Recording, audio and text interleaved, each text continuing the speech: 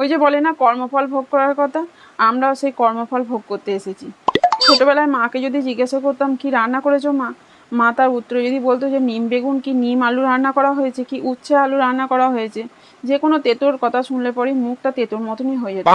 আজ মেয়েও তাই, যদি কোনো তেঁতোর কথা শোনে তেঁতোর মতনই তারও মুখটা হয়ে যায়। কিন্তু আমার এখন নিম বেগুন খেতে কি উচ্ছে আলু ভাজা খেতে বেশ ভালোই লাগে।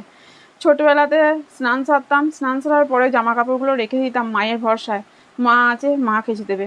আজ মেয়েও তাই করে, মেয়েও জামা কাপড়গুলোকে স্নান সারার পরে জামা কাপড়গুলোকে বালতির মধ্যে রেখে দেয়, মা আছে মা কেচে দেবে।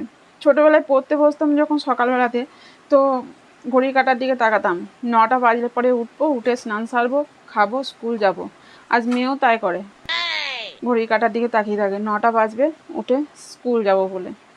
তাই মেয়েকে একটা কথাই বলি যে দেখ, আমরা বড় হয়েছি, আমাদের বয়স হচ্ছে এবারে আস্তে আস্তে, চুলের মধ্যে পাকা রং ধরছে, ত্বকের মধ্যে ভাঁজ পড়ছে, কিন্তু তোদের এই ছোটোবেলার জিনিসটা আমরা এখন প্রচুরভাবে মিস করি।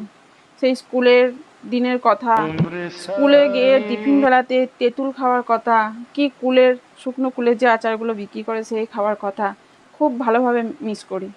কিন্তু তোরা এই জিনিসগুলোকে যতটা পারবি এখন আনন্দ করে নে, কারণ এই দিনটা কখনোই ফিরে আসবে না, আর কর্মফল সবাইকেই ভোগ করতে হবে। কি আমি ঠিক বললাম তো?